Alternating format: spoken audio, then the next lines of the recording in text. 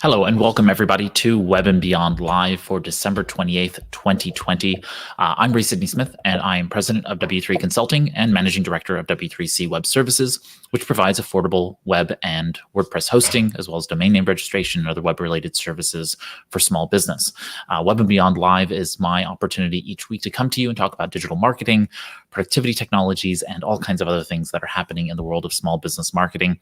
And with that, let's get into our agenda for today. What I'd like to do for today is to talk about our social media updates for December 2020 and a couple of other news items, and then we'll close out with some announcements. And so with that, let's start with, if you have any questions, feel free to leave those comments in the chat. If we are after the fact, you can feel free to go ahead and leave a comment, or you can tweet at us at W3 Consulting on Twitter and all that other fun stuff. So feel free to always reach out if you have any questions based on what we're talking about. What I'd like to do is to cover some news that has been happening in the world of Facebook and just kind of give my commentary there, because I think it's useful for us all to be aware of what's going on. So in essence, Facebook put out a series of ads, in essence, kind of attacking Apple recently, and I just wanted to bring this up on screen because you'll get a better sense of the the backlash that they've kind of received because of it. So as you can read here on screen, it says Wired magazine on their website put, "Nice try, Facebook. iOS changes aren't bad for small businesses." And it says the social media giant would have you believe that Apple's privacy update will hurt the little guys, but Facebook's motives aren't so altruistic. And so let me explain what the backstory is here on this. In essence, Facebook went out and they put out these full page ads that in essence attacked Apple for an iOS 14 update to their system, which in essence would require the user to give Facebook permission in order to have their usage in the app tracked. And this is, of course, a big privacy advocate's dream come true in a lot of ways, right? Apple is enforcing this privacy functionality in their system, and that is good for users. That's good for consumers generally on one side. On the other side, Facebook is basically arguing that by limiting Facebook's ability to be able to track that information, that small businesses who advertise using the Facebook Pixel, that little item that you might have come across in your having to do some Facebook advertising, that Facebook Pixel will then be blocked if the user decides that they no longer want Facebook to be able to collect that data on behalf of their advertisers. This, of course, will impact you as a small business owner. This is really quite important for us to take, to heart.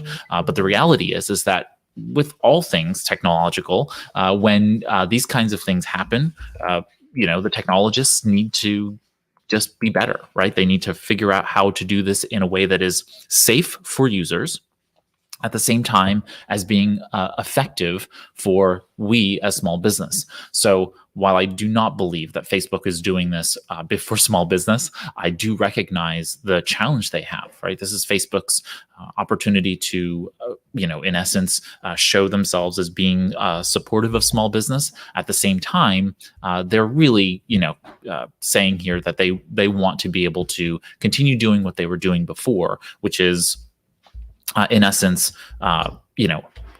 collecting that data from users, and at the same time, they're being pro small business. The reality here is that I think that this will get worked out. I think that Apple and Facebook will inevitably find some kind of common ground to be able to work forward on this, or Facebook will figure out their technology to be able to do this kind of tracking better. Google has been working on this technology themselves internally so that they can stop using cookies as a mechanism for tracking information. So that we can have greater privacy. Google Analytics has been going down this road for a long time. We've seen over the past 4 to 5 years, Google has been implementing newer technologies to be able to anonymize more of the traffic that is coming from website visitors, so that people will have greater security. And this is all really in part by the kind of the proliferation of new data protection laws like GDPR, the General Data Protection Regulation in the EU. Australia now has a very strong law, and so does California now. So at least one of our states in the union has a pretty effective data protection and privacy regulation strategy. And now what we need really from all of you out there is to go to your representatives and make sure they know that you want a universal, something that is a federal legislation, so that we all know what are the rules of engagement for us as small business. Compliance is going to be very difficult when we have 10, 15 states that all have their own various levels of data protection laws, and we need a uniform code that we can work on, so that we're not all working in different states in different ways, in the ways in which we manage data and protect the data of our clients. So go out there and let your representatives know that you support a uniform legislation for data protection, so that we know how to comply, how to enforce our compliance, and make sure that we're staying above board in that sense. So I don't, a lot of these articles are calling for the end of Facebook in essence, that Facebook is somehow going to go away because of this. No, I imagine that some of the data will not be as good. We're going to have some, the ways in which ads are pushed today will not be as good. But Facebook has a bunch of engineers who are really smart, and they'll figure it out. I really do believe they'll do what they need to do in order to make it better. Continuing on in the Facebook side of things, Facebook recently, because of these privacy rules in Europe, Facebook has decided to change its messenger platform, and that started mid-December. And in essence, all platforms that connect, third-party applications that connect to Facebook Messenger will basically be limited. So in essence, if you were using, for example, Hootsuite, Facebook private messages, comments, and replies that were received in the inbox will no longer display the profile picture of users. Facebook usernames and profile pictures will no longer appear in the inbox. This is in the inbox in Hootsuite. You have the inbox that will show messages coming to you from those perspectives. It is no longer possible to mention other Facebook users or pages in public conversations in third-party apps, and audio, video, and file attachments received in Facebook private messages no longer appear in inbox or user interaction history. This is on Hootsuite specifically, but generally on third-party applications, you won't be able to see those. Image attachments will still appear in Facebook private messages, and all attachments in public posts and comments are still supported. A couple of other minor changes regarding streams and otherwise.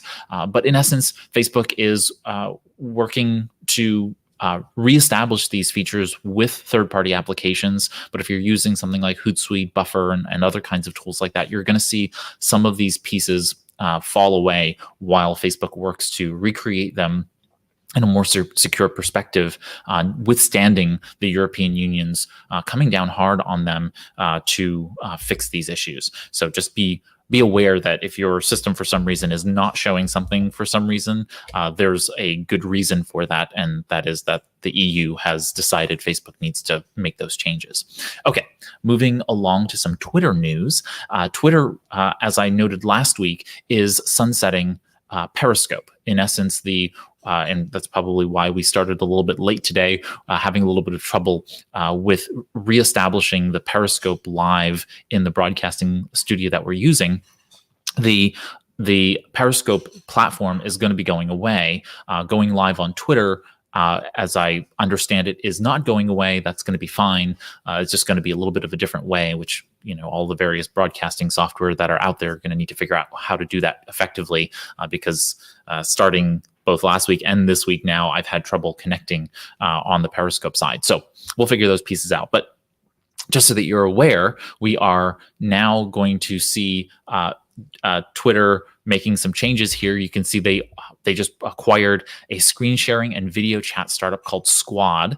And so this is all going to be shut down, and they're probably going to bundle that team into their Twitter Live platform, and those features that were in Squad will maybe show up in Twitter Live somewhere. So very interesting that Twitter is making kind of a move here to go after the obvious popularity of TikTok and Instagram Reels and Snapchat Spotlight now, and so on and so forth. These short form video, YouTube Shorts is coming in 2021 as well. So we've got some other competition there in the market. So there goes that piece.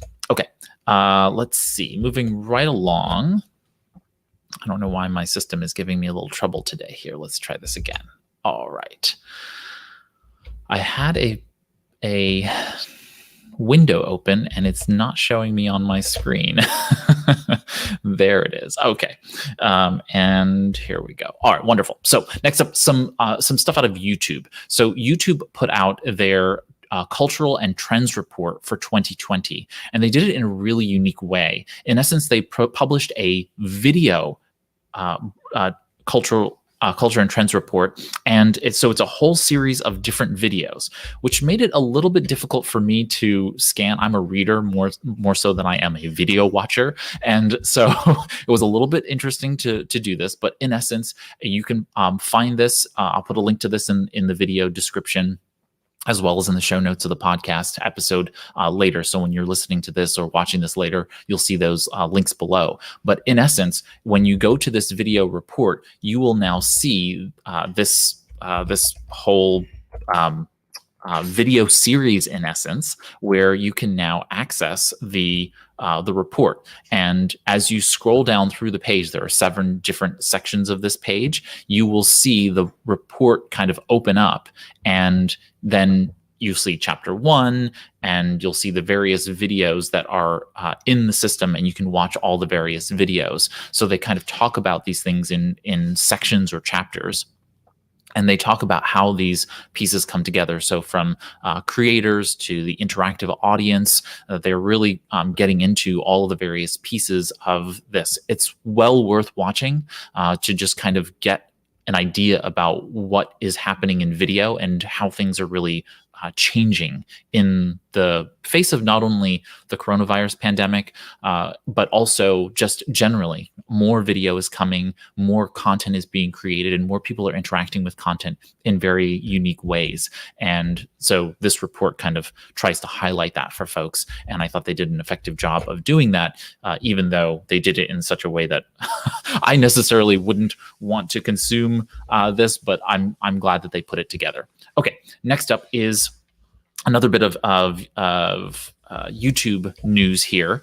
And so YouTube every year for the past 10 years has done the Streamy Awards. And so the Streamy Awards is the basically the time when they award various creators who are doing video and live stream work out there in the world. And so this is this year's creators winners. If you go to streamies.org, you can scroll through and see all the various winners. I'm just pointing it out to you because there's some really interesting pieces here. One, nearly a third of the winners are TikTokers. You'll see here that there's one Twitter video person on here, which is Sarah Cooper, the comedian. And so it's just interesting to go check them out and see what they're doing. And you're going to see the things that are engaging for their audience, and if it matches up with your business, it'll make a lot of sense for you to be able to take some lessons there. It also shows all the past winners, so you can kind of see the progression of different people who have been winning over the course of the year.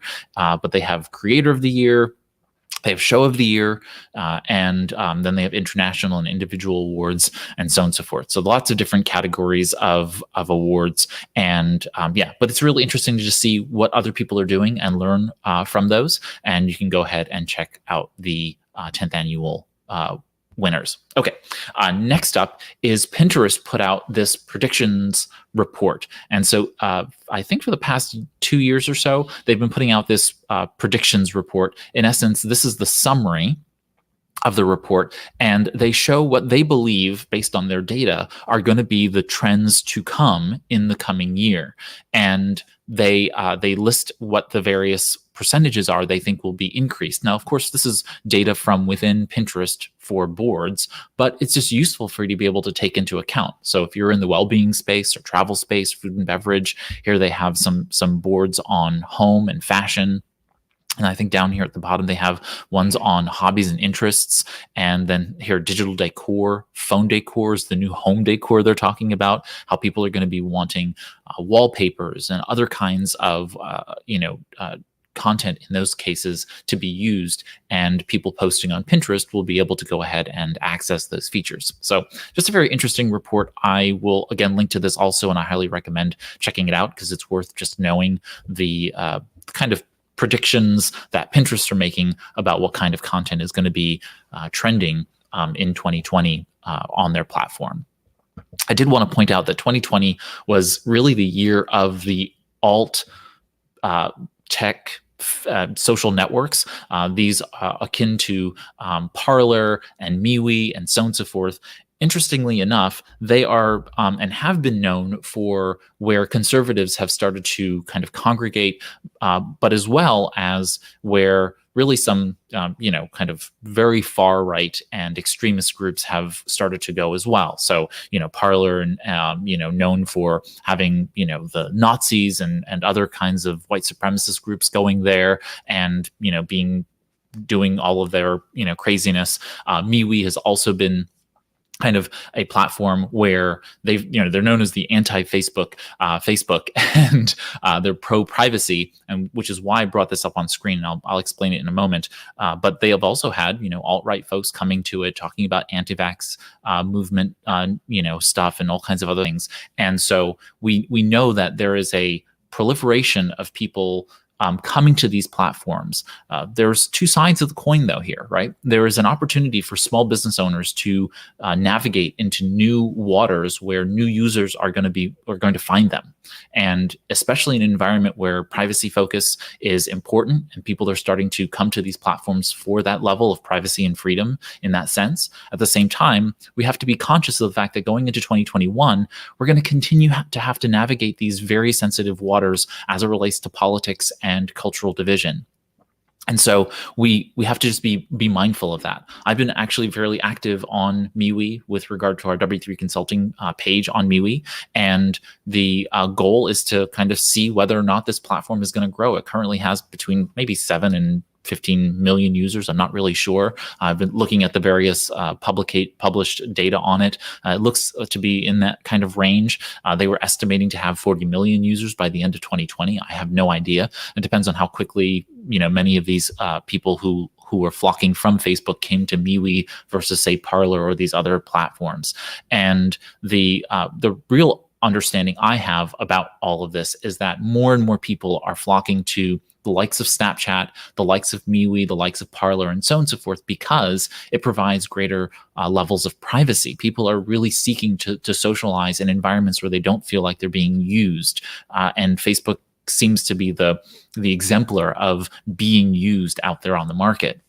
And so here, MeWe has this privacy bill of rights, and the CEO, Mark Weinstein, and his team put this together. And I think it's pretty good in the sense of being able to just understand why and what is going on in social networking, and how, if you run, say, a membership platform, or you're planning on having a product website where people can engage with each other, it's important for you to be mindful of the fact that these kinds of things actually help to increase people's trust in the brand. So here they go. You own your own personal information and content, and it's explicitly not theirs. They're noting that they don't use targeted third-party advertisements or targeted third-party content. In essence, they're saying they are only doing first-party advertisement, meaning they're advertising themselves on the platform, and or they're charging you for services. So in the case of MeWe pages and other pro features, they are charging for those things. You have full control over your news feed, so they're not using an algorithm to be able to manipulate the news feed. They've got some really good stuff here. So I would highly recommend you checking out the MeWe's Privacy Bill of Rights and figuring out whether or not this is right for your business. And the other components there are just it's like paying attention to the fact that as we move forward in social media, there is a huge interest from the consumers in privacy and otherwise. And then last but not least is, to close out the year, a little bit of happy content, I suppose, in the sense that TikTok is doing a Buy 2020 and a Welcome 2021 hashtag. And this is related to New Year's Eve party they're hosting. So in this December 22nd update, in their community blog, they noted that they are actually hosting this the live party. It's going to start on the 31st at 9:30 p.m. Eastern Standard Time, and to use those two hashtags, which were, of course, Buy 2020 and Welcome 2021. But they also embedded in here this really interesting little bit of news, which is that in addition to live party, they're doing this live party. They're also launching new effects for the holiday season, which are only coming to the iPhone 12, 12 Pro, and 12 Pro Max. And I'm curious whether and how much Apple paid for them to do this. But either way, this is going to provide a snow background and confetti celebration features. This is using the new LiDAR scanner technology built into the iPhone 12, 12 Pro, and 12 Pro Max. So the effects will go live on December 26th, which was a couple days ago. And now these iPhone 12 users will be able to create these unique videos in celebration of the new year. So it's going to provide the snow background, playground, and confetti celebration effects, and so pretty interesting and useful. I think, again, as a small business, you want to be thinking about what can you use in terms of just interesting components of all of these things. How is this going to work into your brand?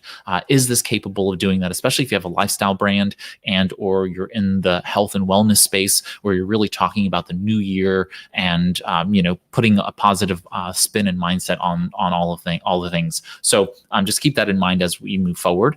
And so then I just have a couple of announcements, and then we are going to close out. So let me find my announcements, and then I can go ahead and tell you them. Oh, great. All right. So as you all know, I run a community called Web and Beyond Community. And if you didn't know, I run a community called Web and Beyond Community, and we'll be growing that in 2021 really exponentially. I'm really looking forward to growing the community. So if you go to www.webandbeyond.community, you'll be able to join us there in the community. You'll have to fill out the little sign-up form, and then we'll approve you into the platform, and then you'll be on, and you'll be able to experience it all. Inside the community, we have a whole series of events, including our roundtables, our small business virtual roundtables. We have 12 of those a year. They start on the first Tuesdays of the month at noon Eastern, and so you'll be able to join us for those starting this first Tuesday of the year. And so that one will be announced likely in the next day or so. Probably tomorrow we'll have that out. So if you're listening to the podcast or watching this afterward, it will be posted tomorrow or today. That is the 29th of December. So we have that one that'll be announced. Then we have our upcoming webinars, our Web and Beyond webinars. So those are done twice monthly, and the webinars are on different topics around digital marketing and productivity for small business. If you go to w3cinc.com/events, you'll be able to find all of the signups for those things. Our first two webinars of the year are going to be, in essence, the second try of our lessons from a year going live on January 7th. We had a little bit of technical difficulty, which forced us to cancel the last one. And so lessons from a year going live will be on January 7th. And then on January 21st, I believe it is. Let me just verify and make sure it is the 21st there. So it'll be the 21st. We will be doing the Web and Beyond webinar for the podcast marketing changes you need to know. And so those are going to be all about the various podcast marketing changes that have happened in the world. And so you'll want to go and check those out. So if you go to that link on screen, w3cinc.com/events, you'll be able to find them and sign up for those and register for them. Then last but not least is... That's it. Those were all my announcements.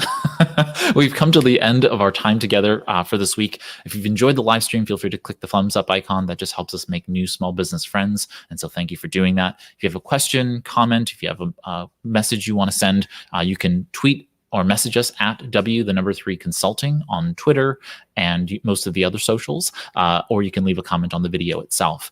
We're here every Monday, typically at 11 a.m. Eastern. We usually start, within a few minutes of the top of the hour, and that'll be that. I want to just wish everybody a happy new year. I know that this has been a tough year for many small business owners, and you've all been toughing it out. And I just wanted to wish you all a wonderful and prosperous 2021 as we make our way through and continue making our way through the pandemic. I know it's not going to be easy for the next probably 6 to 9 months as we get vaccines into arms and people start to go back to hopefully some level of normative life. But there's hope. There's hope on the horizon, and I'm looking forward to continuing Web and Beyond Live and talking to you all each week about how to market and manage on the web and beyond. So with that, I'm Ray Sidney Smith with W3 Consulting and W3C Web Services. Take care, everybody.